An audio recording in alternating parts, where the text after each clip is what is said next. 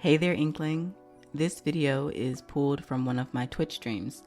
So if you ever want to join me live, I'm there Monday through Thursday, 9 a.m. to 12:30 p.m. CST. The link is in the description.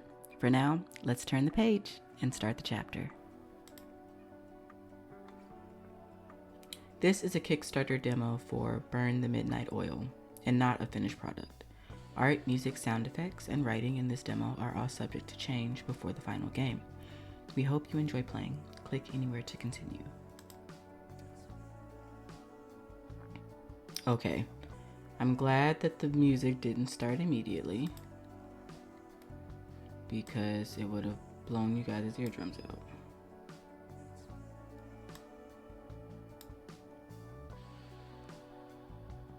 Oh, this is sound. This is not background music. Okay.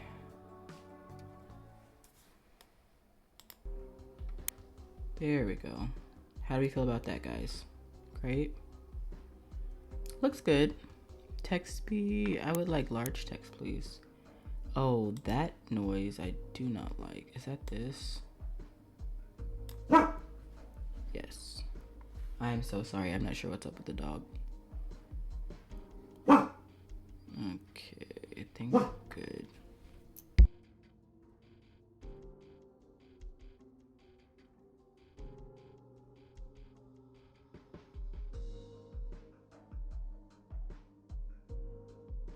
I had to kick the dog out.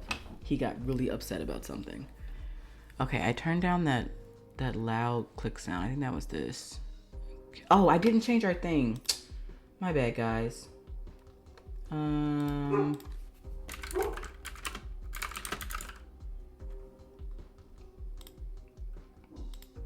There we go. Okay, I forgot to change our tag. Okay, this all looks good. Sounds good, looks good, fantastic. Is there a save button? No. Return. Perfect. All right, here are the content warnings for the game. Burn the Midnight Oil contains mature themes and is intended for players 17 and older. Player discretion is advised. Content warnings in the demo include, but are not limited to, horror, blood and violence, strong language, suggestive content, alcohol and drug references, substance abuse, references to past emotionally abusive relationships, references to implied suicidal thoughts. Sounds like the beginning of a great dark romance book. All right, new game. I don't know how long this demo is. So we can either play Circe or Dante.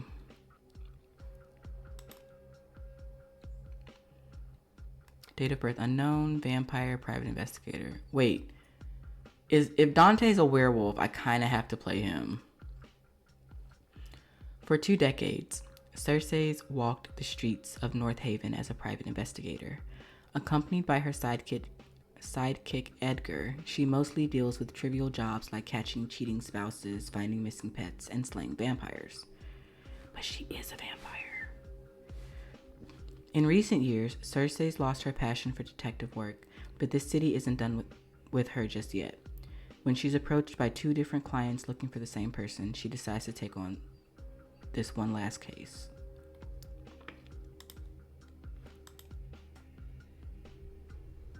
He's a werewolf.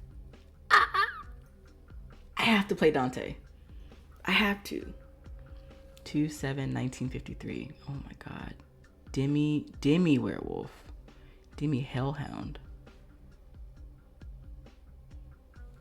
Occupation. Police officer's been scratched out. What does this say? Oh, I'm hot. I thought that said originally in heat, and I'm like, that's not enough letters.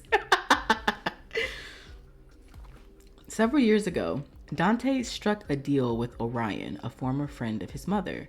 Stuck in North Haven ever since, Dante unwillingly works as a cop. He spends his nights chasing criminals, waiting for the day when he'll finally have fulfilled his end of the deal. At last, Orion puts Dante on his final case. There's a suspicious new drug on the market he wants Dante to investigate, but the roots of this problem might be even more dangerous than they thought.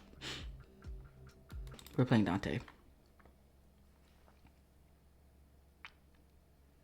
The rain hits the window in a peaceful, hypnotic pattern.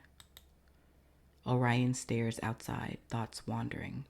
He has no work left tonight. He is done with moving, too, so he could go home. But to what? It's not like being at home is any different from standing around here all night. At the same time, he knows he can't stay. Daytime isn't for creatures like him. He is expected to hide away, never to be seen by the ones who wander the hallways after the sun has risen. A deep sigh escapes him. He is sure it's the rain that's making him melancholic. It had rained the day his mentor died too. Why the deep frown? Orion feels himself twitch at the sound of someone else inside the room. Only the familiarity with her voice can ease his initial tension. He locks eyes with the woman reflected in the window. It's you. Oh. It's me. Francesca sits down on Orion's desk, giving it a pat. Were it anyone else, he would think them rude, but this is Francesca. If she suddenly behaved politely around him, he would think she was sick. They're each other's precious friends, which is more than Orion has said in a long time. New office, new furniture. It's nice. It is indeed. I was planning on inviting you over sometime, since I guessed you'd want to see it.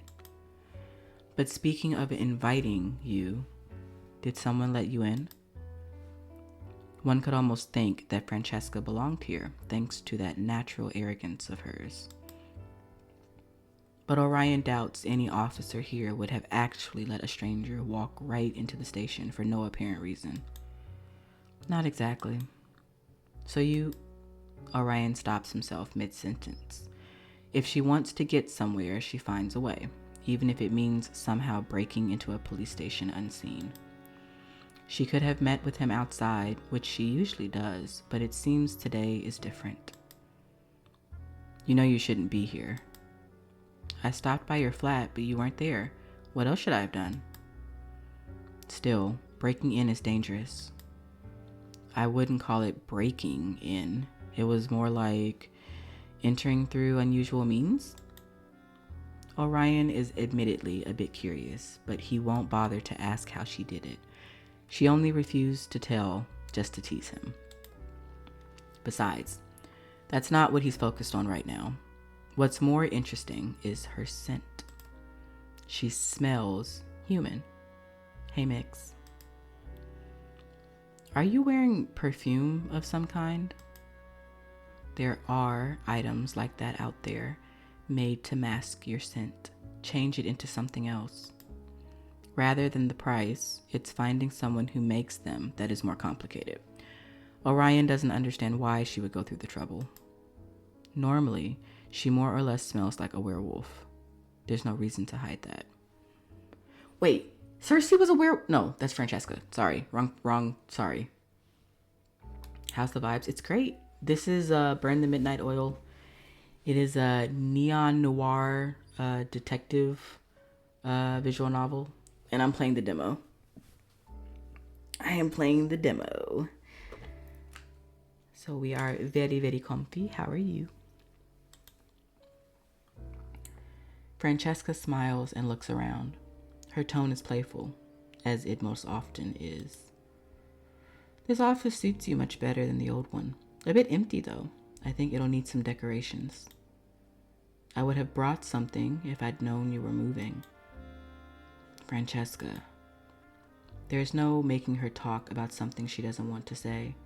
Giving up, he plays along. I would have told you about it, but I only heard about the promotion last evening. When Advic decides on something, you might be faced with sudden changes without any warning. This was such a case. You're an inspector now? Your boss sure is a spontaneous guy, but congratulations on getting promoted, if you're happy about it. Otherwise, my condolences. Is he happy? For a moment, Orion pauses to consider his answer. I hope I will do it justice. Of course you will. You're an excellent officer, Orion. One of the very, very few. Believe me, this city is lucky to have you. Francesca turns quiet. Hi, Nami. She suddenly seems a bit downcast, which is unusual, and the hesitation on her face makes Orion uncomfortable. She doesn't like being seen as anything other than her confident self. Is everything all right? You know that I'm always here to help you. Now she has to chuckle. Orion has helped her only once so far, and it had been a giant mess of her being accused of a crime she didn't commit. She'd taken a liking to him for believing that she was innocent. Their meetings since then have been irregular, but when she does come by, Orion is happy to make time. Francesca is the only one he can confide in. If she is indeed in need of his help, he'll do whatever is necessary. There's no need to worry about getting involved in something he can't do. If she is here to ask him, then it is within the realm of his means and morals. But that's not what she's here for. I probably won't come to visit you anymore. We'll have to stay in contact another way. Orion tenses up. Is someone after you? If anyone catches wind of her identity, that she isn't the werewolf she portrays herself, but rather a hellhound, then she is in danger. It has been a while since hellhounds completely vanished, hiding away where no one could find them. Not everyone cares about finding one in the first place, but those that do are dangerous. If there is someone after her already, oh, no, I'm safe. She playfully waves a hand, and he calms down, though he glares briefly at her. She grins, amused to have gotten a reaction out of him. But if it isn't that, then... Is this related to your husband? Your mate? Yes. She touches her belly. Orion stops himself from rushing over. She's pregnant! Oh my god, she's pregnant! She's pregnant! I'm pregnant. Congratulations! Thank you. Her voice is warm and filled with love. Orion has never met her husband, but he has seen him from afar, a normal human. The relationship isn't going to be easy, but Francesca always wanted a mate and a child. Her wish is finally being fulfilled. So, yes, I will be focusing on taking care of him. Makes things a bit more complicated. Him? You already know the gender? She didn't mention being pregnant the last time they met, which wasn't that long ago, and her stomach is still flat. She can't be too far along. Not officially, but I have a hunch. Francesca's instincts aren't to be underestimated, so Orion is tempted to believe her. A son. I already thought of a name. Do you want to hear it? Oh shit. Are these Dante's parents? Her excitement is infectious. Orion feels himself smile. I'd love to. Oh, Dandelion, or Dante. That one's a bit snappier, don't you think? It's a good name. Did you come up with it together with your husband? He left the full decision to me. We want our boy to have a name that suits a hellhound, and my husband hardly has any idea what those would be. It'll be the only connection he will have to my side of the family for a long while. Her voice drops again. She sighs, visibly affected by the ups and downs of her own emotions. Orion's eyebrows scrunch together. Although hellhounds and werewolves aren't the same species, they do share various canine characteristics. One of them is their pack, which is of great importance to both. Do you not intend to introduce him to your pack? Is there a reason to hide him? Because he's half human? Hellhounds don't care about that. Francesca closes her eyes and inhales deeply, steadying herself. We will stay here with the humans. My son will grow up as one. No going back to my home, at least not anytime soon. Orion goes through what he knows about hellhounds. It's not a lot, either unconfirmed rumors he has heard from other supernaturals or tidbits from Francesca. As far as he knows, young hellhounds are still too weak and worse, too unstable to protect themselves. That makes them easy targets for people who want to catch a hellhound. They'd never be safe out in the open. It'd be more secure for Francesca to take her child and husband into hiding. Join her family in that place no one knows. A place where a young hellhound can be raised without worry. That sounds like a great risk to take. Will he be safe here? Well, Francesca brushes a hand through her hair. There's only one way or the other. Either we join my family until our son's grown, or we stay here. My husband won't be happy in my home. It's too different. So I decided we would stay here. A hellhound's mate and child are always equal. Francesca would never make a decision that favored one over the other. And the child? It's not as dangerous as you think, as long as we do it the right way from the start. We will be a human family. My son will be raised as a human. His father will be one, and I will be one too. Orion sniffs the air again. She still smells human. That is likely part of the plan. He hadn't expected the perfume to be so effective. This is Mellow. Thank you. Welcome in. We will completely escape the attention of anyone supernatural. As long as we do that, there's nothing to fear. Although it will mean you're giving up a lot of yourself. Hardly a big sacrifice to make for the happiness of my loved ones. So the plan is to seem as human as possible? Yes. Don't stand out. Don't attract attention. Be a normal family of humans who have no idea who is living among them. Has a lovely voice. Thank you. Thank you, Shifter. Welcome in. Don't meet with any supernaturals. That includes you. Orion chuckles into the silence that's fallen upon them. Don't look so guilty. I understand. If you regularly meet up with a vampire, people would get suspicious of how you know each other. You will move away as well, I imagine? Not many people have seen me around, but we won't take the risk. I'm also going to do something about my looks so that even if we do run into someone, I won't be recognized. A shame for my beautiful face, don't you think? Your husband is very lucky to have a wife that is willing to do so much for him and your child. Oh, don't flatter me. You'd do the same if you had a family. I would. But it doesn't matter anymore. He'd accepted that he would never have a family when he allowed himself to be changed. He'd accepted it even before that. Don't say that. You're immortal. You're too young to talk as if you'll never find love. I'm hardly young. You are, for a vampire. Believe me, there will be more than enough women who will appreciate your mature charm, even as a vampire. I'm not interested in a relationship right now, let alone with a human. I said the same about humans before I met my husband, and now look at me. Fate will decide for you. Francesca falls silent once more. If you can. Yes. Oh. Thank you for the follow. Considering you're technically immortal, you will outlive me easily. If needed, you call me young but not yourself? You have several centuries ahead of you. I know. I'm just saying that if needed, and if you're not busy with your own family or anything.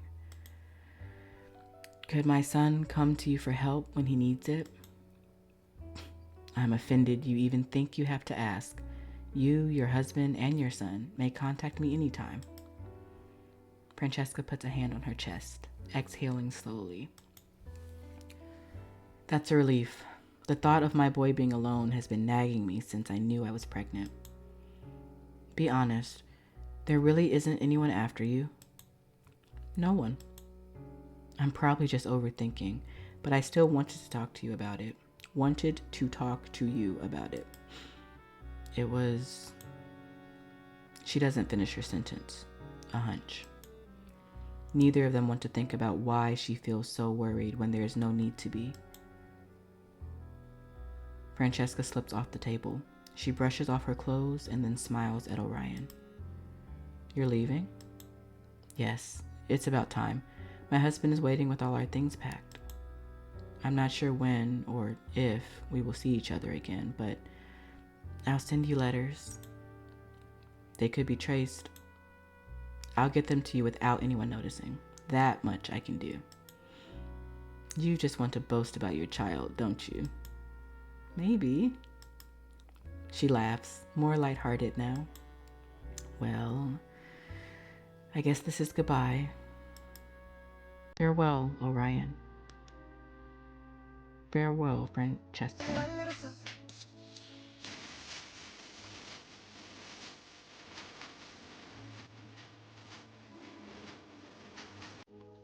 Oh, thank you for the reminder. Ooh, and a stretch. Okay. Ooh, big stretch. Oh my god, that was really good. Oh, okay. Then I have water. I have water and green tea. I'll drink some water.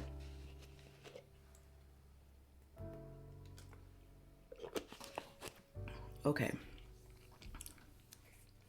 That's a lot of popping. Did you hear my back? You didn't hear my back. You heard if you heard this, that's my water bottle. That's not my spine. That's not my spine. Oh boy. Thank you. Orion watches her leave. The door falls shut with a sound of finality.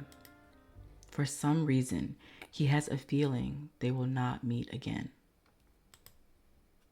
A hunch. A hunch can be wrong. He prays it is. It was the bottle, dude. It was totally the bottle. Stay safe. You and your family.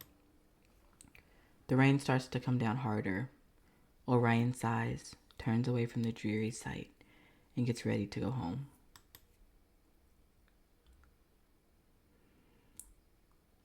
My little boy, my Dante. Always remember, I love you, but that's why you can't run free. You have to hold back. You have to keep control. Keep calm, keep quiet. Don't let go. Don't lose yourself. Don't burn. Don't burn. Don't burn. Is she dying, bro? Don't die, my child. What the heck happened? Oh my god. What the fuck happened? Damn it. Oh my. Wait. I'm pretty sure he's legal. It's fine. I can say that. Inside the empty room, there's no alarm clock to tell the time or wake him up. Despite that, curled up underneath the sheets, Dante opens his eyes just in time to get ready for work. The air is cool. It's comfortable as long as he stays under the sheets, but when it hits his skin, goosebumps form. It'd be more comfortable to sleep in his other form. It'd be more comfortable to ever be in it at all, but he's not going to risk it. The world won't allow him a slip-up. Hellhounds are easily mistaken for werewolves as long as they remain in human form, but the moment he lets his animalistic features out, the differences would be far too obvious. Dante prefers not to out himself by accident. He's been sleeping like this since childhood anyway. Sitting up, Dante stretches, easing some of the tension that crept into his muscles while he slept. One of those dreams again. I didn't need to start my night like this. Sluggishly, he drags himself out of bed. Whatever. It's not a dream he's unfamiliar with, but there hasn't been a single time when he enjoyed waking up to the voice of his mother. But in the end, a dream is only a dream. When the lights in the room turn on, it quickly fades. Dante rubs his eyes, blindly stumbling toward the bathroom for a shower. Ooh, y'all, I was like, wait, I didn't see any like not safe for work blur. Please don't show this man in the shower naked. We can't do that on Twitch. Getting ready for a job at night is no different from getting ready for a job during the day. Wash up, change clothes, eat breakfast, or not. If you ask Dante, it's a waste of time. Should have everything. There's little Dante has in his room, and even less that he cares to bring to work. He's ready in no time. Hair still damp, he walks toward the door, but stops midway.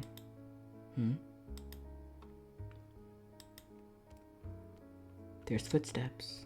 2 pairs. Oh, we're not opening the door? What? Did you invite somebody over before you go to work? No. We're waiting. Also, you should have enhanced hearing or smell. Like, hello? He sighs, leaning against the wall right next to the door with closed eyes. The lighter pair of footsteps approaches quickly, stopping right in front of the flat.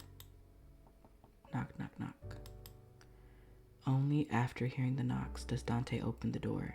He doesn't understand why Alice insists on having him wait, but it seems to make her happy.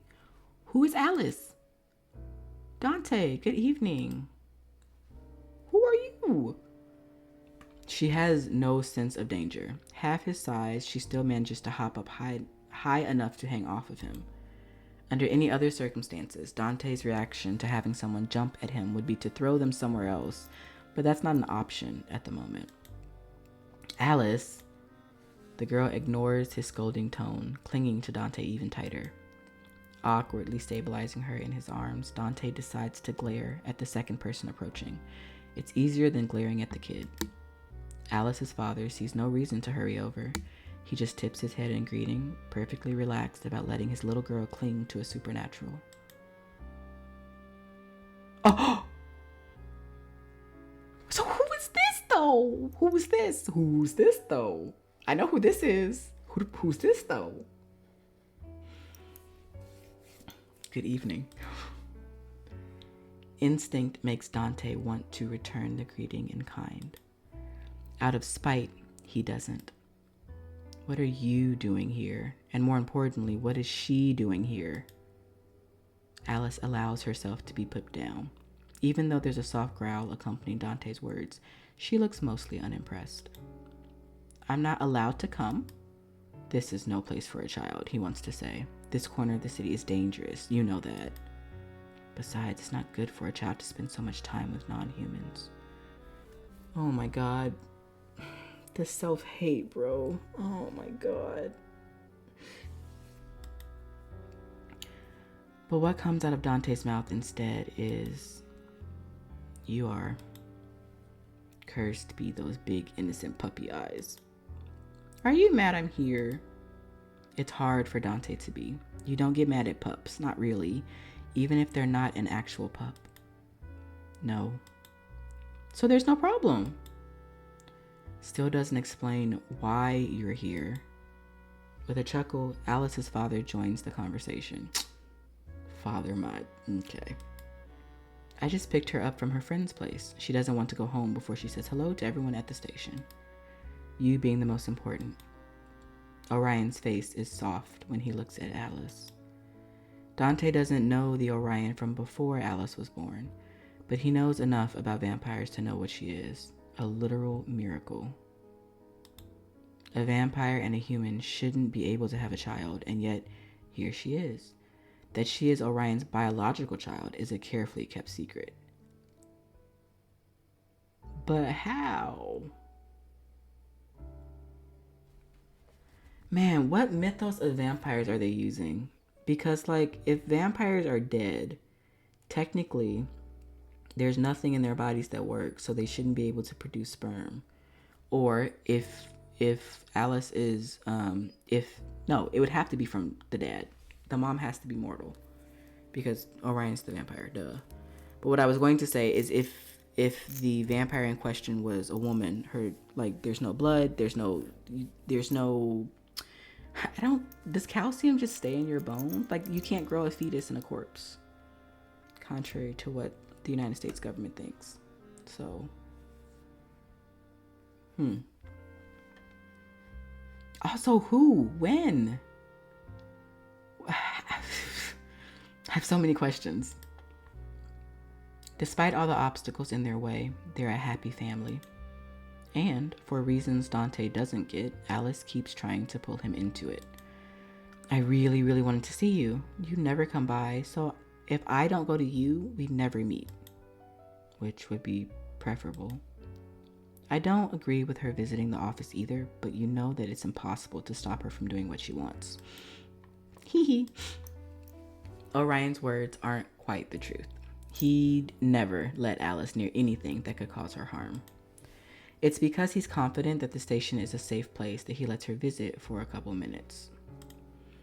I'm not scared at all because everyone is nice. Nice? He can't agree with that. Raoul aside, most of Dante's coworkers are ready and happy to start a fight the moment they're challenged. As funny as Dante thinks it is to have an entire division full of questionable personalities, he wouldn't call them nice. Everyone just acts friendly around Alice because she's a little pup. Himself included. Besides, you and Dad protect me anyways, right? Uh-oh. I'll always protect you. What happened? Dante? Alice reaches out to grab Dante's hand. He recoils, though his resistance melts away the moment he sees Alice's expression drop. We would. Alice's expression wavers for a moment, but she catches herself quickly. I knew it! Behind Alice, Orion watches them, too amused to intervene. I hate that smile. Are we leaving now, or are we going to stand around and talk forever? Orion's eyes shift away from Dante's. He touches Alice's shoulder, and the girl hums a questioning tone. Alice, would you let us speak alone for a moment? Okay. She takes a step past Dante, but stops to look up at him. Only when Dante waves his hand at her does she run onward, vanishing around the corner to explore the bedroom.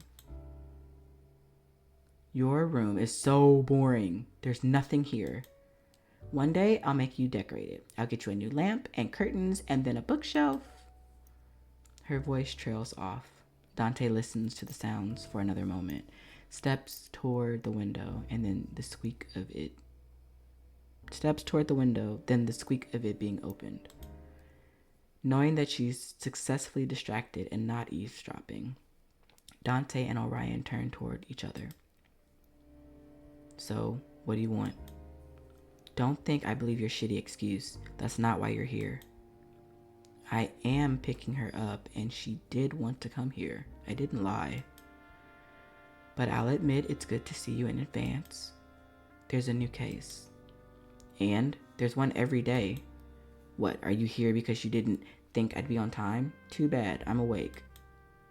It's a task I can only hand to you. Oh, this is Orion, my bad. It's a task I can only hand to you and Raoul. If he's saying that, he knows that Dante won't take the case. He's trying to get all the fuss out of the way without Raoul around. Just because Raoul loves to rile Dante up whenever he tries to evade work. Sounds like it's going to be a massive bother. I'm not doing it. You have no other choice. I do. You just heard it. I'm not taking... We have a deal, Dante. That damn deal. It's why Dante's a police officer in the first place. There's no way he'd ever work as one otherwise.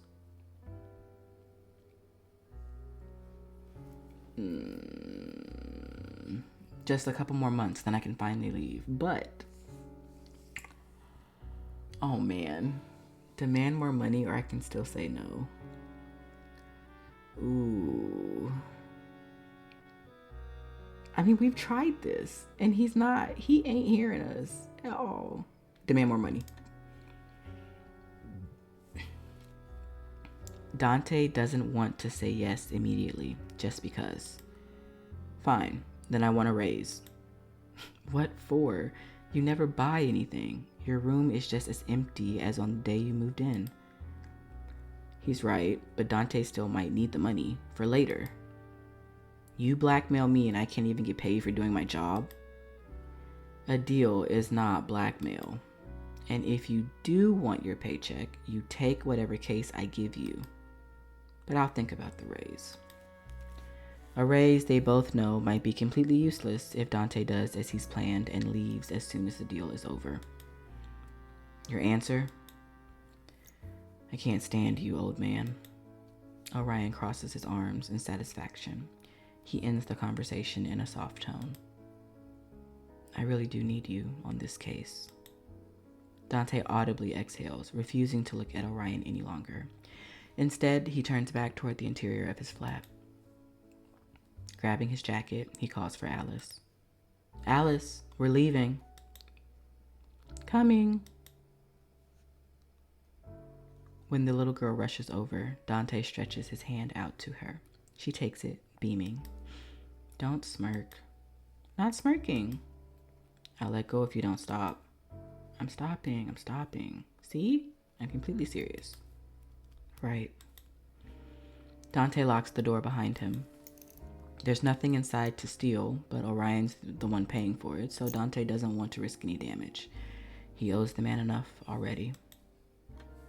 Weird. Okay, so is he just going to the station? Oh, yes, the station. Duh. The sun went down a while ago, leaving behind the darkness that Orion, as a vampire, can freely move in. Ever since Dante started working at the station. Can I hover over these? Oh, I can. Oh, I can.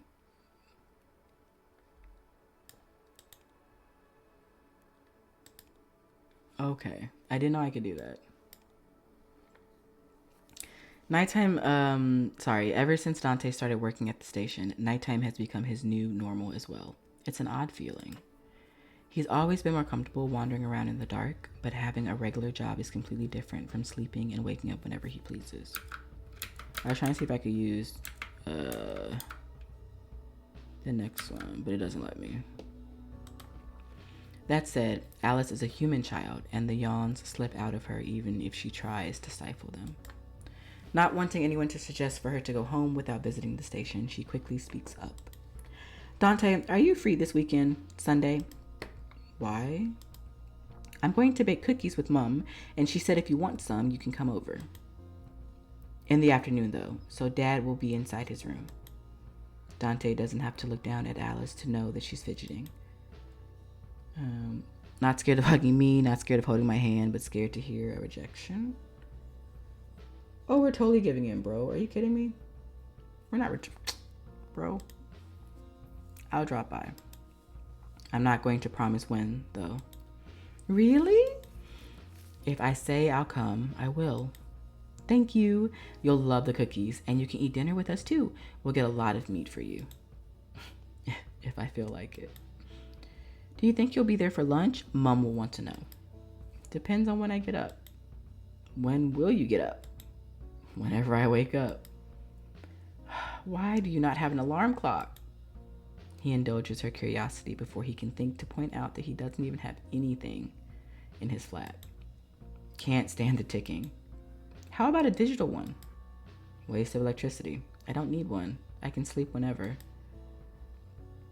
You do have a job. And have I ever overslept? On purpose, yes. See, I don't need a clock to be on time when I want to be. So you just go to sleep and wake up when you want? Yeah. I wish I could do that. You can, if you practice. Maybe. He's not actually sure humans can do that.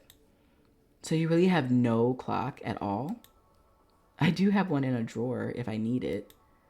Wrapped up in several layers of fabric to muffle that annoying ticking drives him insane. Why did you buy it if you weren't going to use it? I didn't. Your father did. The only thing Dante bought for the room were a number of pillows. Dad, why did you buy one for Dante when he wasn't going to use it? A long time ago, Orion still hoped that he would convert Dante to a normal lifestyle. He'd given that up quickly enough. Well, you never know when it might be useful. Like chucking it against his head. At this moment, the police station comes into view. We're here. I'll quickly give Dante and Raul their briefing for the night, and afterwards we go home. Alright? Alright. And as usual, no leaving the room, no bothering anyone who looks tired, no touching anything. No talking to Raul unless he's holding his coffee and I see him take at least a sip. Heh. Did Dante tell you to do that? No, Raul did. Certainly something that Raul would say. Well, I'm sure he's already had enough time to make his coffee. We're a bit later than usual. Not my fault. My fault? Your stubby legs still need time to grow. But you're not saying it's not my fault, huh? This is so cute. Oh my god. As soon as Orion opens the door, he smiles. Ah, there's Raul. We're gonna meet him. I'm not gonna press it. As a human child, Alice has little understanding of how quickly some supernaturals can locate people inside a room. But locating Raul is easy, even for her. He's in the little corner where the coffee maker is, just like at the start of every shift. Alice runs up to him as he takes a sip from the mug. Raul, hello! Did you refuel? Is the conversation function working, or do I need to wait? Raul pats her head, a bit of fondness creeping into his eyes. What is he? Is he a supernatural, or is he... It's enough. Good evening to you as well. He then turns toward Orion. Good evening, sir. And to Dante. Hello.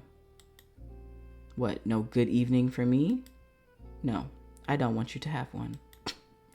Do you want to see how quickly I can ruin your evening? Do the both of you want to have a bad night? I already told Dante, but I have a task for you. Raul takes a big gulp from his mug. Evening ruined. Thank you very much, sir. Oh. Alice watches the adults with worry. Is there a big problem, Dad? It's just work, as usual. Go and say hello to the others. I won't be long. Fine. Raul sighs, leading the way to his desk. He takes the chair, side-eyeing Dante as he sits next to a neat stack of paperwork. Don't sit on my desk. Would you rather I lie down on it? Raul looks like he's about to throw something, but holds himself back. If you like the table that much, should we get a leash for that collar of yours and chain you to it? Kinky. I'm all up for games, but maybe not in public. I don't know about you, but I don't need observers. Doesn't turn me on. He watches Raul process the last bit of conversation, the words seeping much too slowly into his caffeine-deprived brain. Sir, permission to stab him? Denied. Shame. A castration might help him calm down. You started it, and with a child in the room even. Raul closes his eyes. If he has some sort of mantra to keep him calm, now is when he's using it. He turns to Orion, ignoring Dante completely. If there's a case, it might have been better to not bring Alice along. She looks worried. Orion joins them at the desk. I wish she was worried. Because of me and Dante, she has far too little fear of supernaturals. I guess it's positive that she accepted having a vampire father this quickly. If you two want to talk about childcare, do it when I'm not around. Give us the terribly important briefing already. It is rare for you to give us the briefing directly, sir. Did something happen today? Last night, actually. You two were gone already, and I was doing a final round of patrols before heading home. Orion leaves for a moment, then returns, a folder in hand. He taps on it as he walks. It was mostly quiet. I ran into a fight in front of Mirage. Nothing unusual at first glance. A popular club for supernaturals in North Haven owned by the werewolf Alfred Chadwick. Humans in the know are also allowed inside. Alfred Chadwick. That's a strong name. Nothing unusual at first glance. But one of the men was unusually aggressive. It was almost impossible to get them off each other. Just when I was about to resort to harsher methods, one of them... Orion stops. The way he's hesitating is unusual. He usually knows what to say. He changed. Mutated, you could call it. Did you arrest him? He died. What? It escalated that far? Did you accidentally break his neck? No, he died on the spot. From 1 second to the next, he simply fell over and stopped moving. Raoul inhales deeply. Dante has heard him curse often enough, but this time, the man only glances in Alice's direction. His hands move, forming a curse in sign language. Dante knows it well enough to recognize that by now. So does Orion. Don't curse in front of her, not even in signs. I'm not. Raoul quietly puts his hands away. Did you get hurt? Doesn't smell like blood. Shh. Be quiet, Dante. I didn't ask you. As Dante already confirmed, no. Nothing that didn't heal immediately.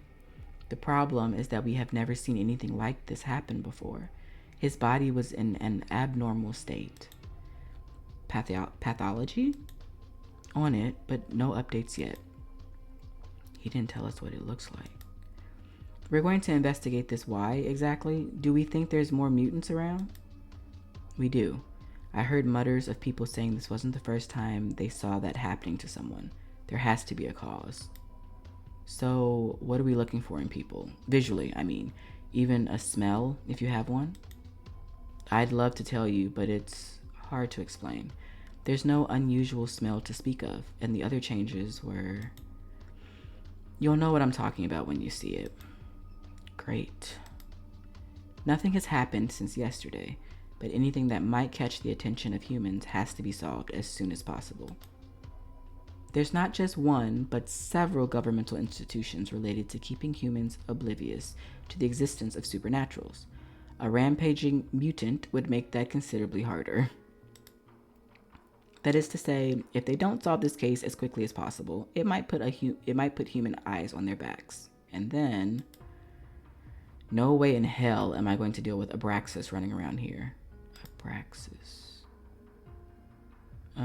Captain of the SSF's North Haven branch. Lone vampire and his team. Rumor has it that Abraxas once lived as an aristocrat and he still owns a mansion somewhere in the outskirts of North Haven. He has declined to comment.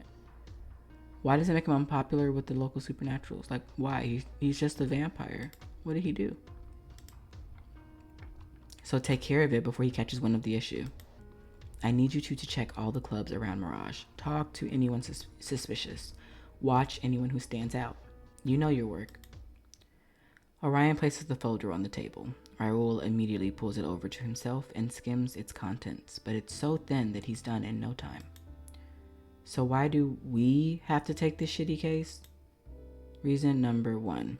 You might have to talk to humans, and Raoul is one of the few people in the night shift who passes as a decent police officer. Are you trying to say I don't look reliable in human eyes? You know exactly what I'm trying to say. Admittedly, Dante looks more like a thug than an officer. Raoul is very helpful when it comes to convincing humans that his badge isn't fake. I'll take care of it as usual, sir. Don't worry. Number 2. I want you to keep an ear out for any new substances on the street, in case it's related. Zeno might know something, and you are the only ones he'll speak to. You are the only one he'll speak to, Dante. Zeno is a self-taught wizard. Ooh, who designs drugs. Oh. A self-taught wizard who designs drugs. Bro, what do you want to do when you grow up? I want to not only read the Grimoire, I also want to make drugs. His formulas are responsible for the cartel's sudden increase in popularity, as they had greatly reduced the number of side effects on supernatural drugs. Zeno is surprisingly well liked by many supernaturals thanks to his work and cheerful personality. However, he is just as disliked by anyone trying to catch him, as Zeno is exceptionally good at escaping people's grasp over and over again. So Raoul goes to question people and I hunt down Zeno. You're not getting out of the boring task, Dante. Raoul is your partner, so don't even think about going off on your own. He's there to keep an eye on you. Sometimes I feel like a dog trainer. Don't bite, Dante. Be good, Dante. No barking, Dante. Dante growls at that statement, but it sounds hollow, so even Raoul recognizes it as no threat. Zeno isn't as difficult to handle as you pretend, old man. You can tell that to every single officer who has given up on detaining him. He's an overgrown kid, hard to catch, but he's not dangerous. Maybe that's why you two get along so well? I'm not. It's time for dinner. I'll take Alice home and come back later. You can handle everything, Raoul. Leave it to me. Thank you. Are we leaving? Messing with me. I don't need Raoul to watch over me. I think you do. See you two later. Bye-bye. See you again soon. No cursing in front of the kid, right? Growing up with Orion made her weird. You could just say you like her. Raoul finishes his coffee and puts the mug on the table. He stands up, smoothing out the creases of his shirt. Do you need to do anything else here? Otherwise, I'd suggest we go. There's a lot to check out. There's nothing more annoying than blindly asking people for information. You won't be asking people. I will. Raoul grabs his coat and shrugs it on. His voice is dripping with sarcasm. You're there to look scary and ensure that no one tries to mess with the weak human. Humans aren't exactly common in their division, for a very simple reason. They're helpless compared to what they're up against. He's human? I thought for sure he was a supernatural. Okay. Raoul is the only human officer on Orion's team. At first, Dante thought that a human would be a liability, but Raoul has proven himself to be a valuable member. It's not just about interacting with other humans. Raoul has a completely different view on things than most supernaturals, and while Dante often finds it irritating, it does have its advantages. I know he's good at what he does, but the supernatural department is a completely different beast from the standard human one. I don't get why he takes the risk. One angry supernatural and he's crippled or dead. Why are you staring at me? For asking. Why do you do this? What, interact with you? With supernaturals. Working as an officer here, do you have no self-preservation at all? Not that Dante's one to talk. Are you worried about my health? Forget it. I'm just gonna get you really drunk sometime and ask again. That'll be less bothersome. If you're worried about others attacking me, just make sure they don't. That's a valid point. He still thinks it'd be better if Raoul worked in a place with more survivable dangers. Now come, the night is short. You think? Because I'm feeling like it's going to be a very long night. Oh man, I wonder how much we get. Hold up, let me see, guys. Let me see.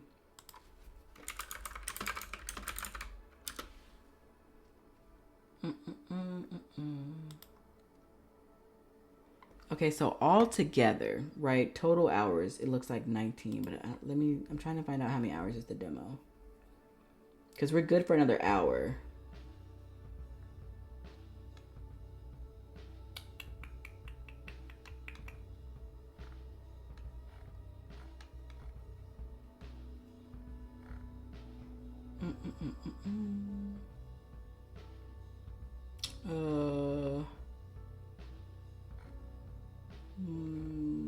I'm not sure.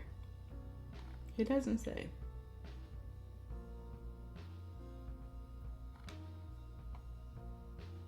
Okay. Well, we will play for another hour. Can we do another hour? Yeah, we'll play for another hour, and then that's about when the ads will like try and pop off, so then we'll end around then. Okay. I will hydrate. If there is even another hour of this, I'm not sure.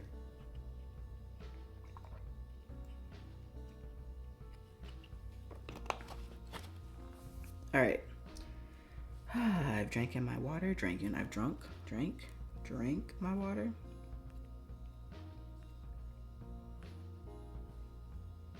I have 6 million emails that I have to go through eventually. Okay.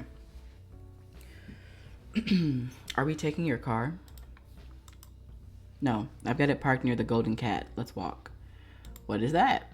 A pub frequented by supernaturals. It's based on the original owner's cat. Both Circe and Dante frequent the Golden Cat after work. Can I romance the other playable character? Your choice. They walk for a short time before Raoul speaks up again. Do you mind if I ask a question? Yes. A question for a question.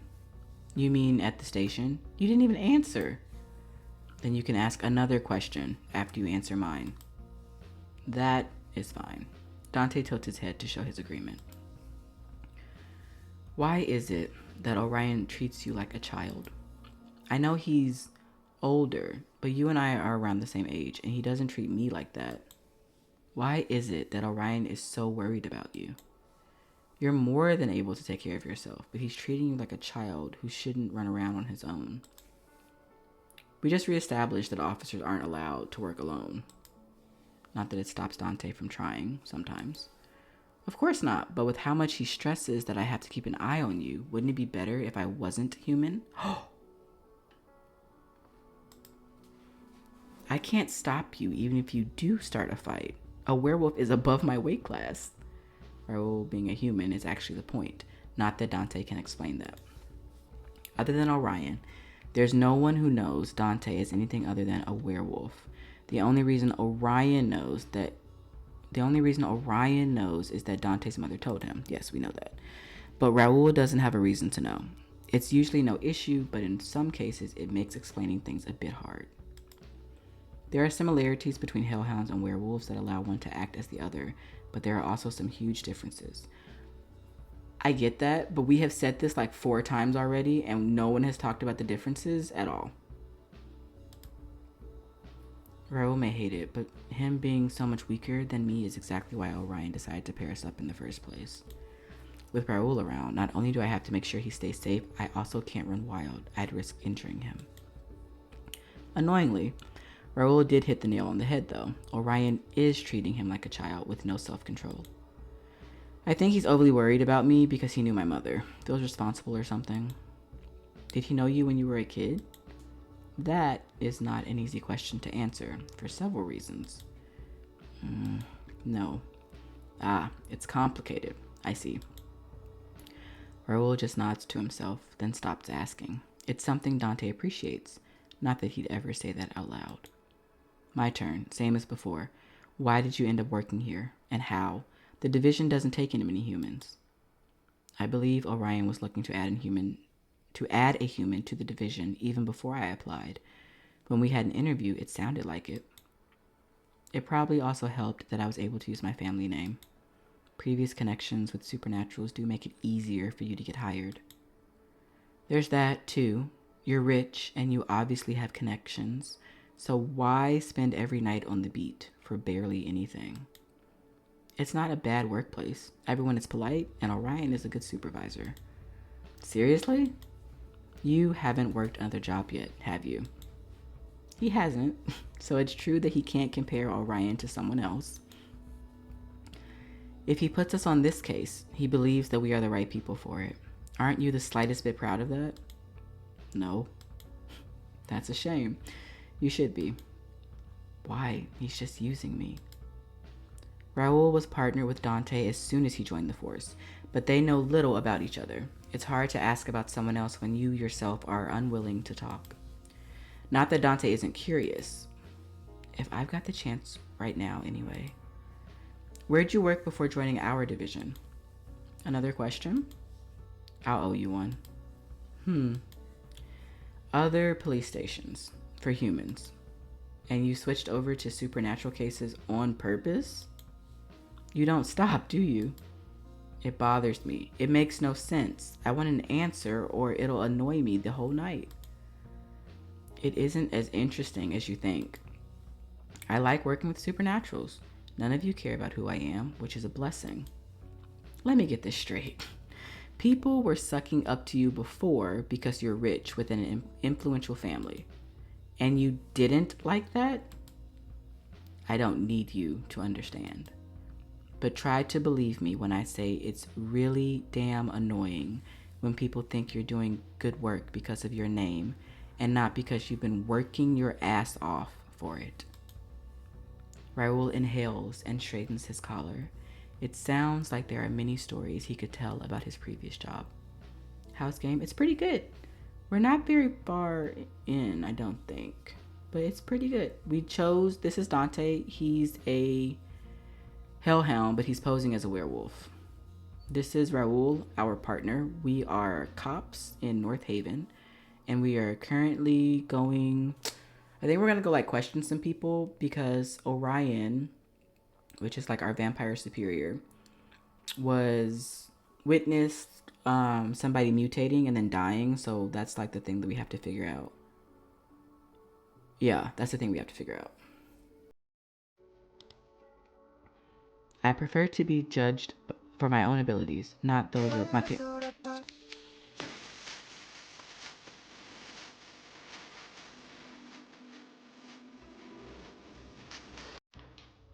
Okay. Oh, good stretch. Jesus. Oh, my Lord. Okay, and water. Thank you for the reminder.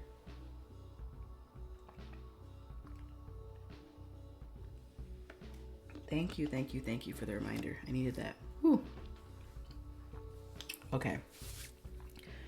I prefer to be judged for my own abilities, not those of my parents and siblings. Huh. Alright, that's something I can get. You can? It sounds nice to have people do your bidding without needing to work for it. But if you do work, you should get the recognition, and no one else. Dante shrugs, sliding his hands inside his pockets. Still think you're stupid for putting yourself in danger, though. I guess I can be rather stubborn. But I've survived so far. Yes, because I make sure no one mauls you to death. As we've established before, that's why you're my partner. You're doing a good job. Continue to make sure I don't die. I'm not your babysitter.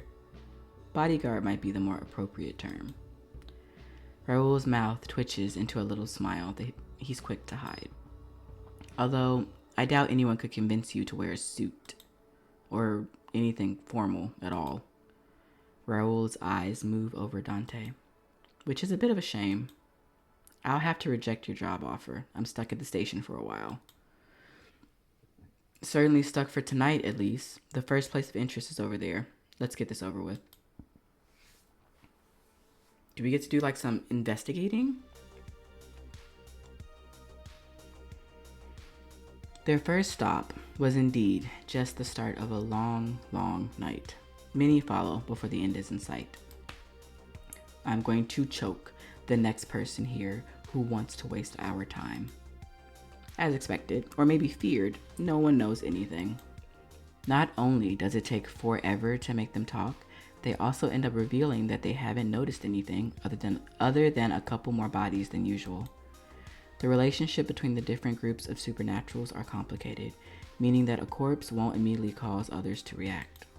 With how close the place is to the slums, no one has the energy to care for strangers. I knew this case would be a hassle. This is the last place. Get it together. Raoul steps up to Dante's side. Over the years, he's learned to recognize most of Dante's body language, including the signs of his rising annoyance. Another thing that Dante would never say out loud is that Raoul helps. The way he riles Dante up is completely different. Somehow, it doesn't make him want to tear out anyone's throat.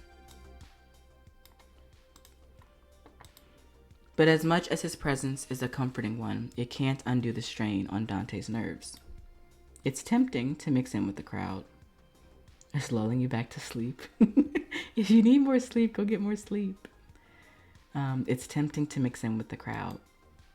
There's alcohol here and loud music. People who want your company for a night, who couldn't care less who you are. Even those with good senses would have trouble locating anyone in here, let alone Raoul. If Dante walks off, he'd be rid of him, in this case, within a minute.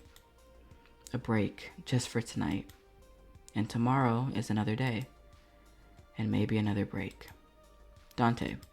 Raoul grabs Dante's wrist. It's a light hold. How are you always so quick to realize when I feel like leaving? I could just shake him off. No, we can't, bro. We cannot do that. Everything before was like, oh, Raoul is human. Oh, he's weak. Oh, he's soft. Oh, he can't be like left out here by himself. And now we're like, oh man, maybe we just dump him at this club and leave. That's what? Could, but won't. He'd be easy prey for anyone in here. Raoul stands out. He's human, he's wearing clothes that don't belong here, and he's handsome. Without anyone at his side, he might just get swept away. If the wrong person, and there are too many of those, got their hands on him, he'd never be seen again. Dante would be a pretty shitty bodyguard if he let that happen. Not to mention an even shittier policeman, though he cares less about that. I'm not going to put him into danger. Dante leans back a bit, and Raoul's grip immediately lessens. Yeah, I know what we're here for. Dante turns away from the crowd. Raoul sighs quietly, as exhausted as Dante feels. We'll be out of here sooner if you resist vanishing into the crowd for 2 minutes. You think I'd have left for only 2 minutes? Do you think you could have left for longer, knowing that I'd be wandering around the club alone? No. Because Dante is still somewhat convinced that Raoul is severely underestimating the danger of supernaturals most of the time. Just like Alice, that's what having supernaturals like Orion around you does. Warps your perception. Whatever, where to? Raoul's professionalism returns instantly. He glances around. I'd say the owner, considering he's conveniently wandering around over there. Catching the owner instead of some random staff member is half a miracle. The first one of its kind for the night. Although, Raoul nods toward another corner of the room. That guy might know something too. The little group in the corner isn't hiding. There's small plastic bags being passed around. Oh, a dealer, huh? We don't have any evidence that the victim was on something, but the chances aren't low. A dealer's the best bet for tracking any paying customers. Then again, the owner of this place would have a wider network. I think we definitely talked. Okay, we don't have any evidence that the person that mutated and died was on anything. We have nothing.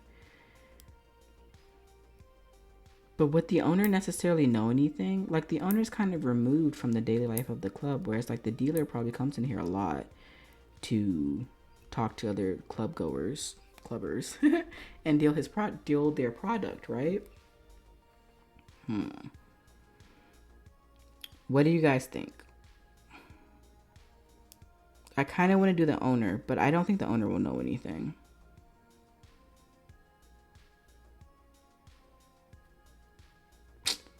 There's the other dealer that Dante knows.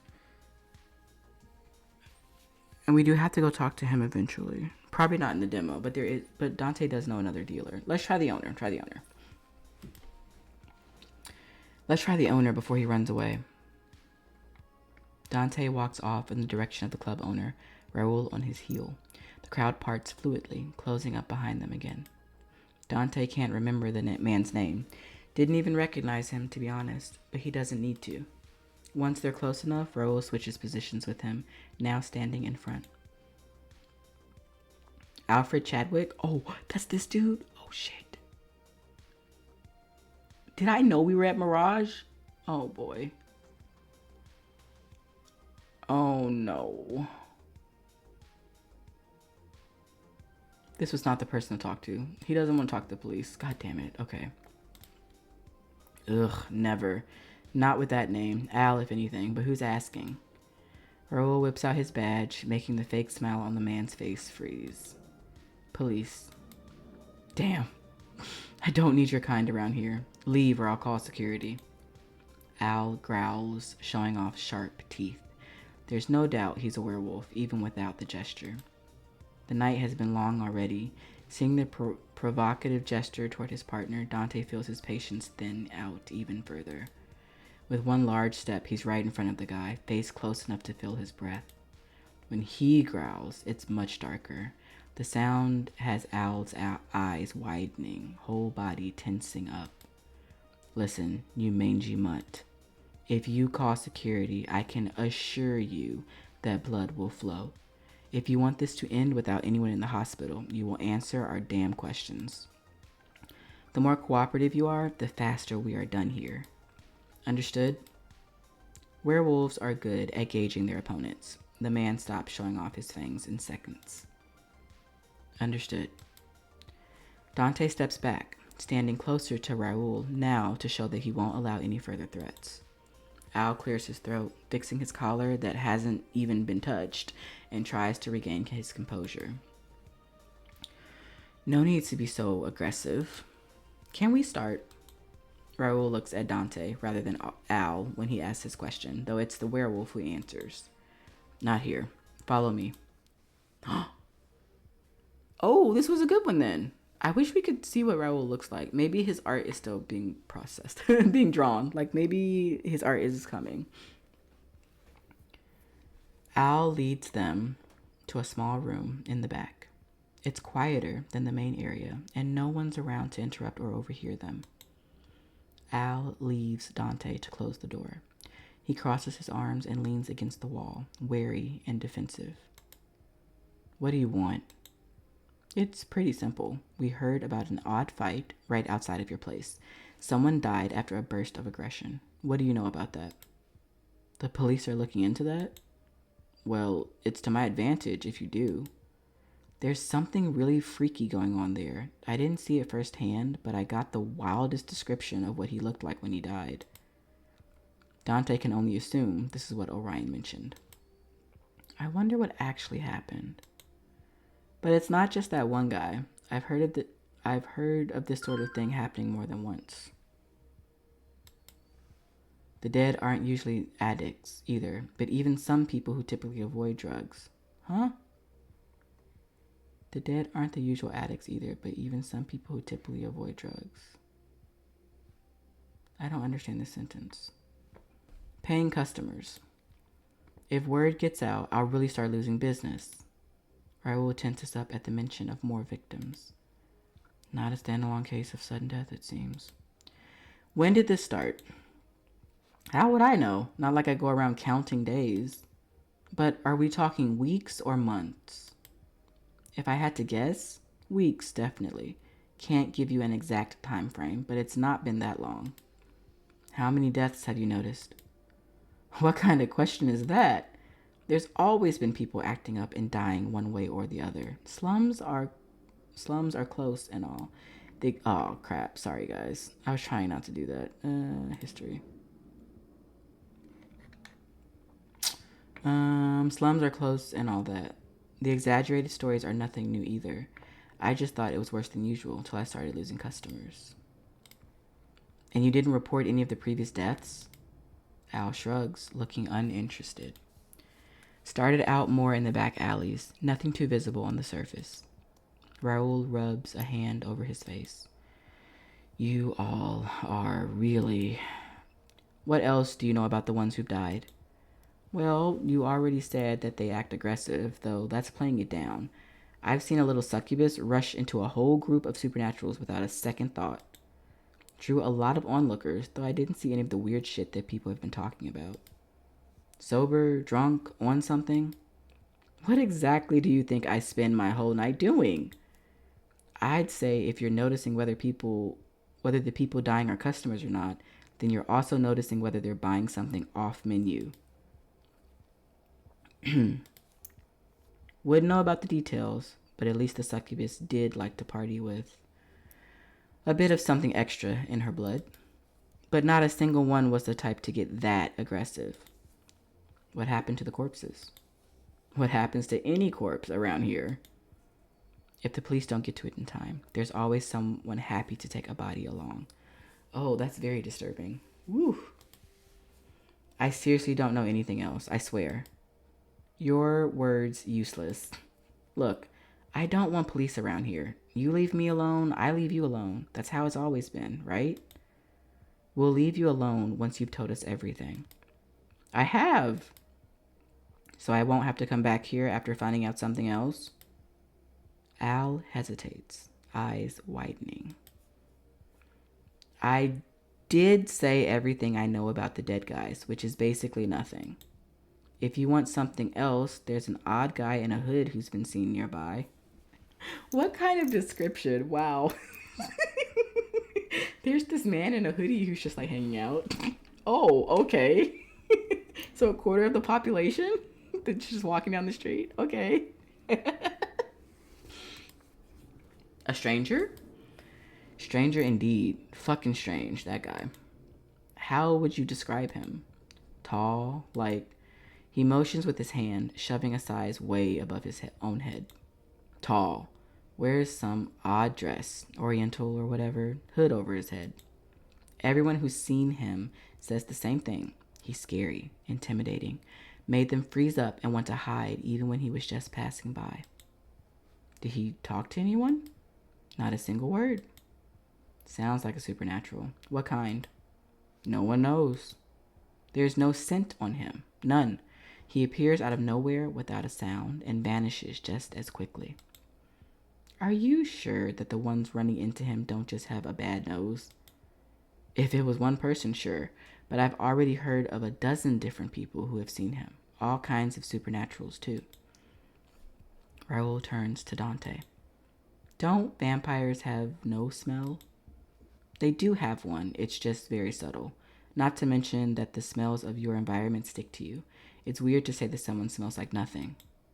Suspicious, right? There is stuff that changes your scent, but no one would go for nothing. Smelling like nothing stands out worse than anything else could. Not that you'd know, human.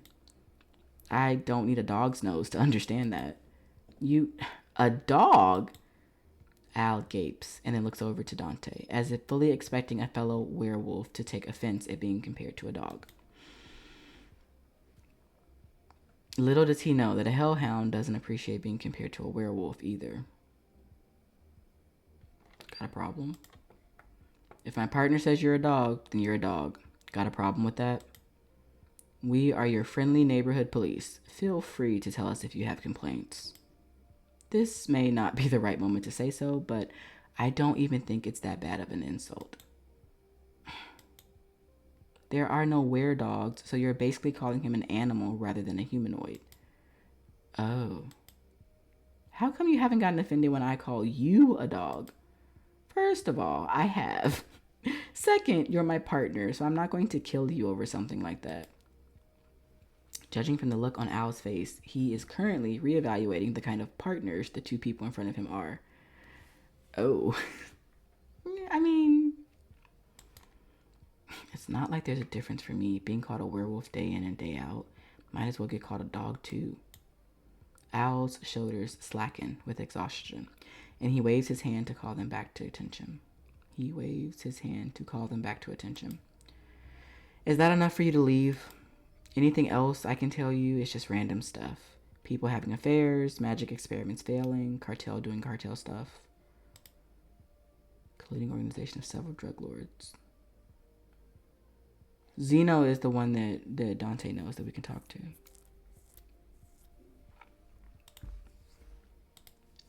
The museum burned down or something. I don't know. SSF was sniffing around for that last one. That tall, grumpy vampire with the white hair has been snooping.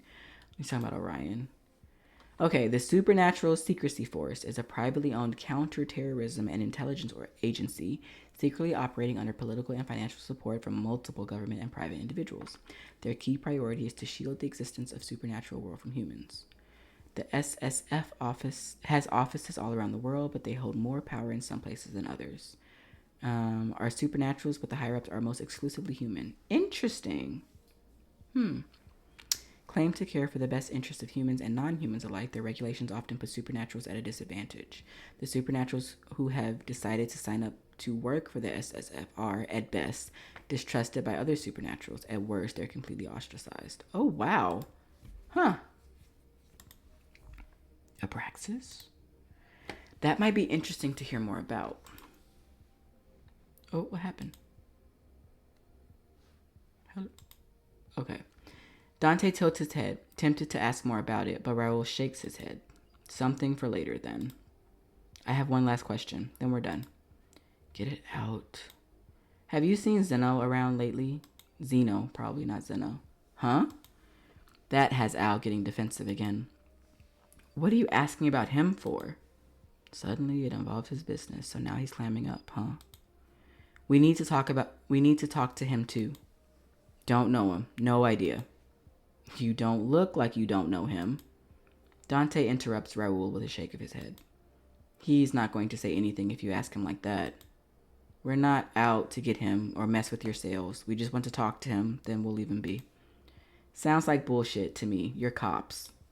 Even cops have given up on catching him. We just want to ask him about any new drugs on the market. You say that, but... Fine. I do know who he is. Hard not to around here, but I wouldn't know where he is. He's here and there, wherever he pleases. A small fry like me wouldn't keep an eye on him. Can't help you. That's very much in line with how Zeno behaves. Both Dante and Raoul know that. All right. Thank you for your help. Are you leaving now? Yes. Finally. Let me escort you out. This is the most motivated Al has been this entire conversation. Dante and Raoul do get escorted out, but the way the door slams shut behind them makes it clear they're not welcome back. Ooh. Okay, so this is outside of the club. I should have punched him just once. Wouldn't have helped. I mean, for the fun of it. It's worrying that there are many more victims than we expected. Orion was right to think that something is wrong. Well, we've checked all the clubs and any other places in the area that make sense. But since we haven't encountered anyone unusually aggressive or dead, we can't do anything else for the moment. I suggest you see if you can find Zeno. He's not going to reveal himself if I'm with you, so meet me at the Golden Cat when you're done. I won't try for very long. Better than nothing. In the meantime, I'll inform some people about the stranger, just in case he's involved in all this. See you later. And then Raoul leaves. So we have to go talk to Zeno by ourselves? Oh, buddy. Okay. Raoul doesn't wait for Dante to start complaining, leaving before he can get a single word in. How the fuck am I supposed to find that guy? Dante shoves his hands into his pockets, walking down the street. His best chance of running into Zeno is doing exactly that, just walking around, waiting for Zeno to show himself. If he's not asleep who knows where, he's working at his lab, that's also who knows where. And if he's not working, he's relaxing on some rooftop.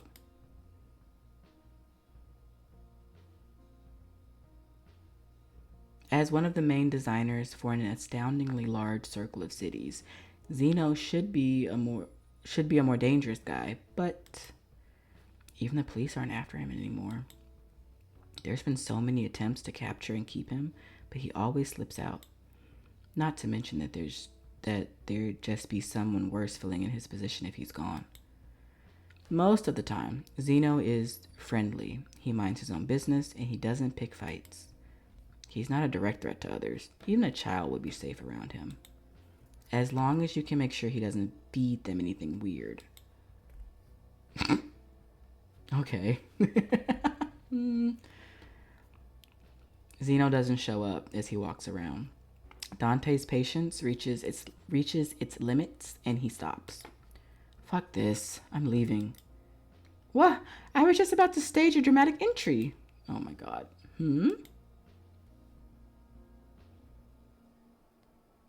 I've almost got the timing figured out, and now you've ruined all my work.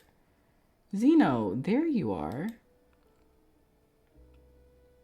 Bro, he looks like he gives out the best drugs. Zeno's sitting on top of a roof, but his voice carries as clearly as if he were standing right next to Dante. Here I am. You've been looking for me. I have. Come down. Zeno doesn't even consider it. No way. We must stay apart, for I never know when you might turn on me, taking advantage of me letting my guard down to arrest me. Have I ever even tried to arrest you? This whole time we've known each other? No. So I'm not going to start now. Calm down. Don't want to. I feel like our current distance is fitting. Something about the distance between our hearts. Are you ever going to stop talking nonsense? Zeno grabs his chest in a dramatic gesture. A cop and a criminal can't be friends. You being down there and I up here is the representation of that. Get it? But we are friends. I thought we were friends. It's embarrassing to say out loud, but Dante thinks it makes sense to call Zeno a friend. They meet irregularly, but Zeno always stops to chat when he sees Dante. Even the occasional chases are nothing more than a game. For reasons Dante doesn't understand, Zeno loves running away from him. Though Dante enjoys chasing, so it does work out. Huh. Zeno's expression momentarily shifts from surprised to something else. He looks like he didn't expect that response, but is happy about it nonetheless. Like a giddy child, he starts bobbing up and down. I guess we are. Great, now that we've established that. It's quite tragic, though. Even as friends, we can't openly spend time together. My superior officer at work knows that I know you? A relationship doomed from the beginning. Stop wandering off into your own world. Then again, relationships that develop despite the unavoidable obstacles between you can be especially sweet. For a long second, Dante allows himself to just close his eyes and inhale. Zeno. Yes? Get your ass down here or I'm coming up. Zeno claps his hands together. A small, colorful dust cloud appears, likely remnants of whatever he last worked on. You'd come all the way up here to have a chat with me? We're like Sherlock and Lupin. True freedom lies in breaking the chains of societal expectations. We are the two people who can't be together, can't be apart. We don't care what the world thinks. What the fuck are you saying? I need a damn beer. If you make me climb up to you, I'm going to break one of your bones for every second you've wasted. Up on the roof, Zeno cocks his head. You're so serious today. He gets up and steps off the edge without a second thought. Oh!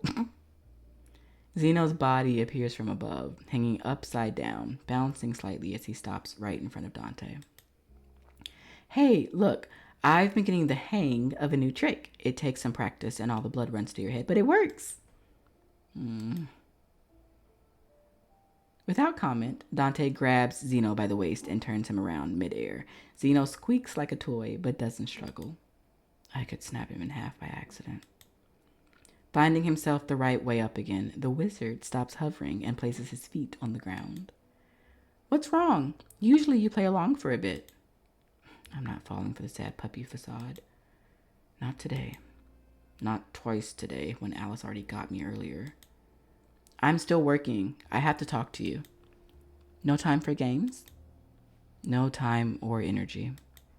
Zeno circles Dante once and makes a doubtful sound. You look more like you have too much energy. You could use some calming down. Want something? I've got some stuff with me. Not right now. All right, but if you change your mind, I've got a personal stash. I'll give you only the best. Just give me just shout in the street or something. I'll find you. Probably. Sit on the rooftop and howl? You're a werewolf, aren't you? I'm sure you howl very nicely. We'll remember to call you by howling in the future. But about the thing I'm here for, I'm all ears. Actually, I'm working on a spell that gives you a flying ear, not an actual ear, I think, but you can make it fly around and you can hear whatever it hears. It's failing so far, but it's going to be fun. Zeno, concentrate. Concentrating. Listening. Do you know anything about a new substance that makes people abnormally aggressive? The majority of drugs in the area, at least for the supernatural, were created by Zeno. Other creators have little space to compete, and those that do are carefully selected and only make specific products. The cartel controls the whole system to its own benefit. Fewer issues, more happy customers. Zeno's expression turns blank. A new drug. Anything you made or were involved in recently? Or any new substance from anyone else? You don't remember. Zeno pulls a hand through his hair, messing it up. It leaves a little trail of blue powder. There is so much stuff I work on and so many recipes. How can you expect me to remember everything? Customer confidentiality or something like that. I don't remember who came to me for what. You're so great at confidentiality that you forget their name before they're even out the door. Exactly. You get me.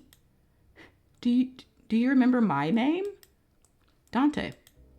I'm honored. You're my sworn nemesis. Of course I will remember your name. How many people's names do you know? Like 15? 20? Should have expected this. This guy doesn't remember anything from 5 seconds ago if he doesn't want to. What a way to live your life. It's a nice life. You should try it. Not thinking about stuff that doesn't have to bother you is great. Guys, he's right. I can use that time and energy for other things, unlike you right now. Sometimes, Zeno's suggestions actually make sense. It's odd, because usually nothing about him does. Rather than worry about who I'm working with or what they're doing, I prefer to think about nice things, like my next meal, for example. We should go eat out together sometime. Weren't you just blabbering about keeping your distance? We don't have to go. I didn't say no. I'm also just saying. Dante blanks out for a moment. Thinking about his next meal does sound nice. Stop distracting me. I still have questions. And I still have answers. Or not. We'll have to see. You know nothing? I know nothing. Listen, it's not one of the usual party drugs. It's deadly. Kills people. It's what? From one moment to the next, it's like a switch is flipped. Zeno's tone changes completely. Who fucked that up? They aren't supposed to kill. Dead customers are bad customers, and that gets the police on our backs. Wow, he's pissed. Only people who are alive can buy more. That's just basic business logic. I work my ass off to make sure my stuff doesn't have bad side effects, and here comes some brainless designer messing it all up? Really? They're going to tarnish my name. Do you even care about your reputation? No, but this is a matter of principle. Which principle? Zeno awkwardly waves his hand. Something. I don't like my work being screwed up, that's all. You're sure it's not someone selectively killing people? I'm not sure about anything. Our only guess so far is that everyone affected is taking the same thing. What a pain. Zeno lifts his hand, biting on the knuckle of his index finger. Our system is working so nicely. I don't want anyone messing with it. Are you going to be in danger? Is this going to get you in trouble with the cartel? Doubt it. My customers trust me. But depending on who's doing stuff and what exactly they're doing, the situation might escalate. And if it escalates, I'll lose my peace. I like my peace. We're working on avoiding that outcome. Thanks. Zeno's smile returns. He turns on his heel and walks off a few steps, waving at Dante. Well, it doesn't matter what it is. You're going to find out who's messing with my customers, right? I have no choice. Then I'll do the same. I'm sure we can fix the problem together. Dante, see you again soon.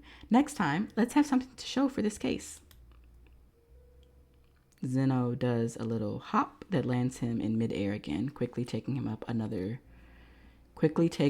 to another roof where he vanishes out of sight. You say that, but you're not going to remember, are you? Can't tell if he's a genius or an idiot. At least he manages to find Zeno and hear what he has to say. But I'd have liked something more useful. This whole night has been a waste. It doesn't help his mood. Dante rubs his hands over his face. Whatever, I did my work. Raoul should be waiting for me. Time to finish up for the day. It takes a moment for Dante to find his way, but soon he's walking down another alley to get to the bar.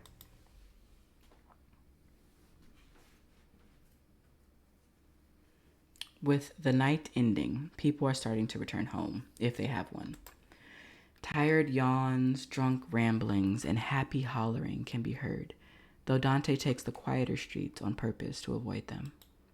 It always helps, but only so much. Even the back alleys have other people in them.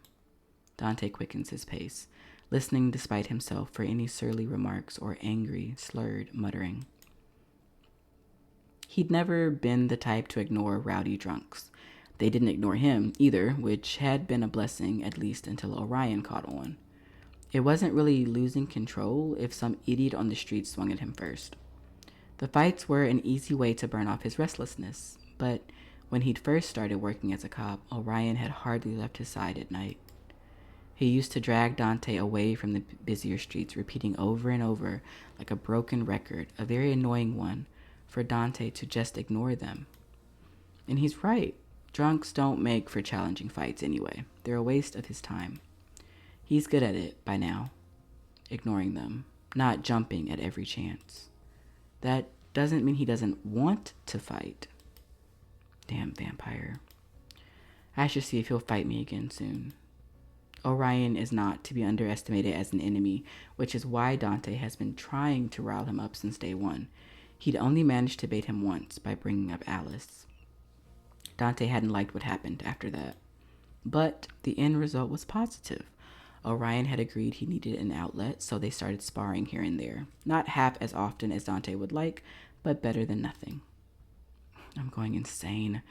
Everything tonight is just messing with me on purpose. Fucking work, fucking case no one cares about except for Orion and some higher-ups I've never even seen before. It's right when he has that thought that someone stumbles into Dante's path. Watch where you're fucking walking. Dante flares up. The alcohol stench coming off the man is so bad that it itches his nose. The man jolts, swaying from left to right. He's muttering something under his breath, but as he raises his head, the murmurs quickly grow louder. It's incomprehensible nonsense, half syllables that are connected in no particular order, more sounds than words.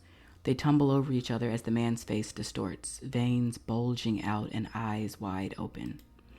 He screams, a bestial cry, as he raises a fist, swings it toward Dante wildly. Bastard, you picking a fight right now? Dante tries not to focus on the delight buried under the anger of his words. He catches the fist. It's surprisingly heavy for a man with such a thin build, and throws a punch right back. It connects, hard enough that he can hear it crack. He expects the man to either back off, surprised by the resistance, or just keep swinging. What he doesn't expect is how the man turns, not at all reacting to whatever just broke. He bares his teeth, getting ready to bite right into Dante's hand. Dante pulls back his right hand, using the other to grab the man by the hair and swing him against the wall. There's a dull thud, and the man slumps down. Oh, shit. Come on, seriously? Dante groans. The man is not strictly human. Under the alcohol and the sense of other supernaturals, he smells like a wizard.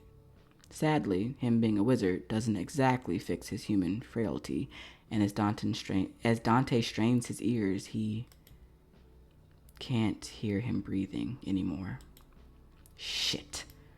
The desire to ignore the situation is strong. If he's just killed a man, then that's going to become a giant mess. The guilt doesn't quite settle in. There's too many other emotions taking up all the space. But he knows that Orion wouldn't leave. Neither would Raoul. He is neither of them, but he won't be able to look them in the eye if he doesn't take care of this. Dante kneels in front of the body, quickly checking the man's situation. The impact against the wall was not bad enough to kill a person. The punch before that was worse, and even that appeared to have only broken the man's nose, doing no further damage. No, the man shouldn't be dead, but here he is. Oh, what the fuck? throws a punch at me first and then has the audacity to die in front of me. Son of a bitch. Wait. Dante squints at the corpse. Aggression followed by sudden death? No way. Could it be? Dante reaches out to touch the man again when... Oh shit. Dante whips his head around, staring down the street. Seconds pass, but what he first thought was the sound of a single, isolated step doesn't return. This night can't get any weirder. He sighs, returning to face the corpse. He doesn't get to focus on it. This time, it's not an unknown sound. It's a voice, almost right next to his ear. Wasting no time to think, Dante throws himself in the opposite direction, scrambling to his feet to distance himself from whoever has managed to approach him without even audibly breathing. There was no smell to warn him of the stranger's presence. They smell like nothing. They're just suddenly there, looking at the dead person and then turning their attention toward Dante. He knows the stranger is looking at him without seeing their eyes. Ice seeps through his veins, an almost physical sensation as it steals his breath away. When the hooded figure straightens, their clothes rustle, but that's the only sound around them. This person is tall, wears some odd dress, oriental or whatever, hood over his head. Everyone who sees him says the same thing. He's scary, intimidating, made them freeze up and want to hide even when he's just passing by. The guy that club owner talked about. The man is as tall as described, and his clothes indeed just as odd. Considering the circumstances, he's definitely someone that needs to be interrogated, but terrifying. He's terrifying. Al's description sounded like an exaggeration. Unexpectedly, he was right. The sheer presence of the man makes even Dante want to hide away. But at the same time, how fascinating. I've never met anyone like this. He doesn't like to bow down, not even when he's as intimidated as he is right now. The different sides of him pull in opposite directions, ultimately rendering him completely motionless. Fight until the hierarchy is established. There is no surrender. A hellhound does not lower their head to someone who does not earn their submission. Submit because a fight is not necessary. This person being creature is far above him. It's stupid to not understand this, and accepting another's strength is not shameful. His human side, quiet until now, chimes in. When you see someone scary, isn't it better to run?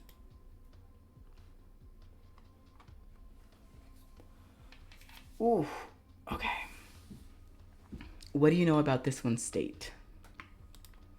The hooded man talks, interrupting his thoughts. His voice sends shivers right down Dante's spine. It's not a request, it's an order. He has to answer. He doesn't try to fight this, at least. There's no reason to. I don't know them. Dante's voice is shaking. He swallows heavily and puts a hand on his throat, forcing himself to calm down. He will not stutter from fear like a helpless pup. But they might be one of several deaths caused by the same thing. The man hums. After a moment of contemplation, he moves closer. The closer he gets, the more Dante wants to leave. What is he? I've never met anyone or anything like this before. What is he? What is he doing here? The man towers over Dante when they stand in front of each other. There's a pair of eyes shining under the hood, staring right into him. Caused by what? At this point, it's getting harder to breathe. Dante's instinct is screaming, run away or lower your head. Just stop looking. Stop risking his anger. Stop risking your life. I'm not going to run away. Fear is choking his throat, but Dante doesn't move his eyes out of sheer stubbornness. He has run away too often. He's had enough of it, even in the face of potential death. You're not running away? The eyes under the hood narrow. We're staying! The thought is like a hand on his shoulder, steadying him.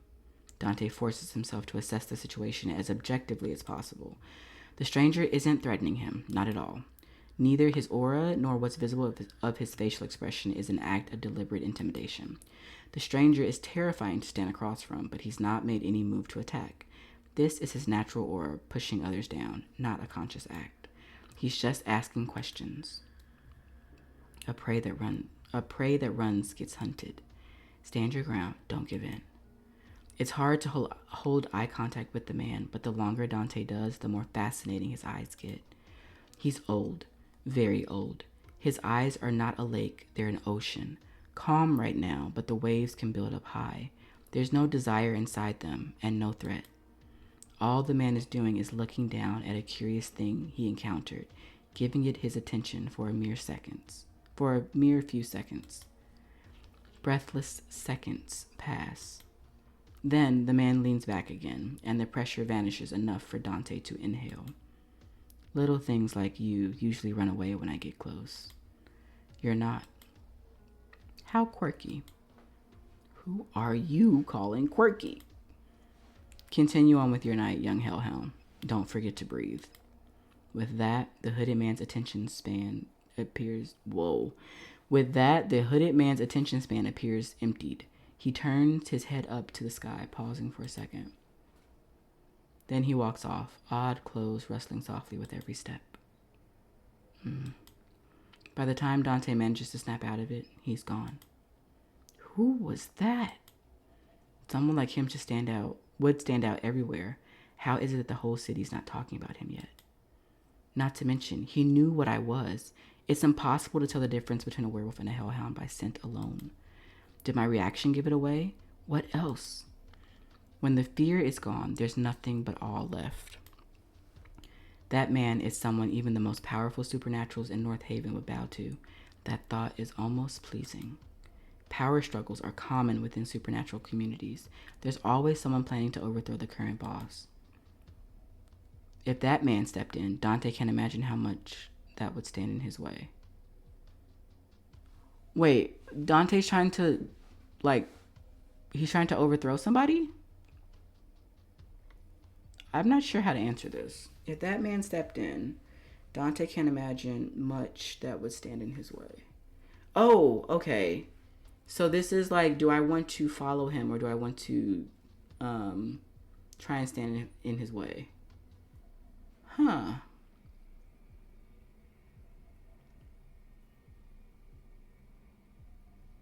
I don't know.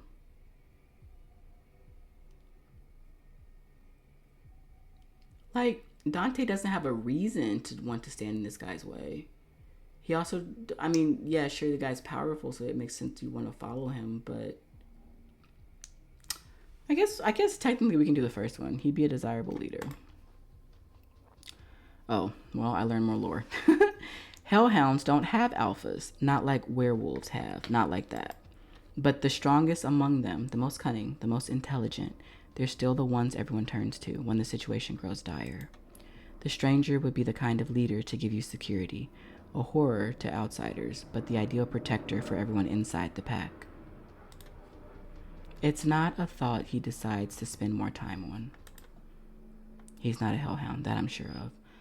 Useless to wonder what someone could bring to the species when it's not even a possibility.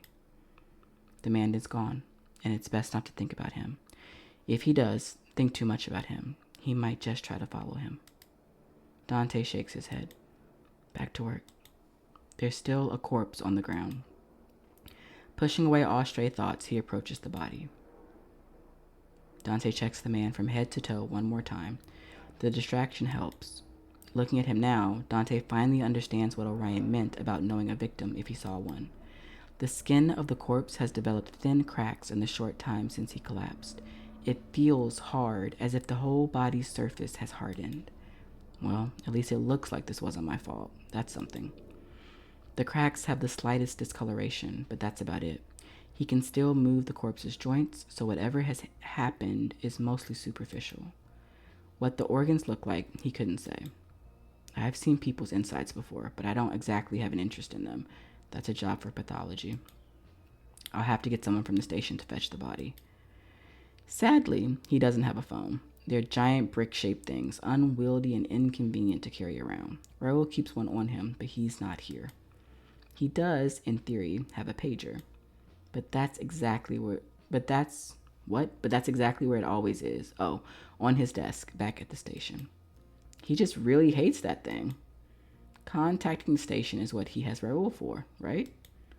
Still, there's no way he's going to carry a corpse on his back, so he has to inform someone. Time to wake some people up.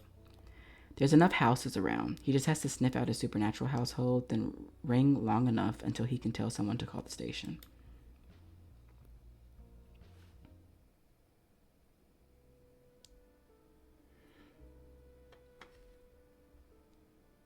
Okay, I know there's still more to the demo. It probably will end after this, I'm thinking. But there's also like more people that you can meet to romance. But it's 2:00 and I have class in an hour. So I need to go start getting ready for that. So yes, we're going to have to end the stream here. I'm sorry.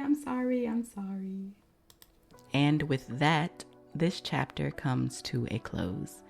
Thank you so much for being here and listening in. I really hope you enjoyed the story. If you'd like to follow this route through to completion, check the description for the full playthrough. And if you'd like to return, subscribe so you don't miss the next chapter. But don't worry too much, Inkling. I won't turn the page without you.